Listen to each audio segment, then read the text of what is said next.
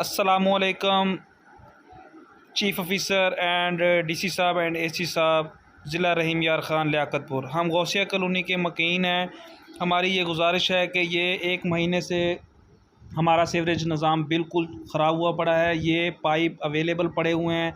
2 से ढाई घंटे की मेहनत है जिसके करने से हमारा सीवरेज का निज़ाम बिल्कुल बेहतर हो जाएगा। ये पाइप डालने वाले रहते हैं, ये कोई भी डाल नहीं रहा। ये बंद लगाते हैं, बंद टूट जाते हैं। गंदे खूब बंद पड़े हुए हैं। हमारे घरों में पानी आया हुआ है और पानी की वजह से मच्छर और मक्खी का बहुत ज़्यादा हो गई है, जिसकी वजह से हमारे घरों में अक्सर बुज़ुर्ग और बच्चे बीमार रहते हैं।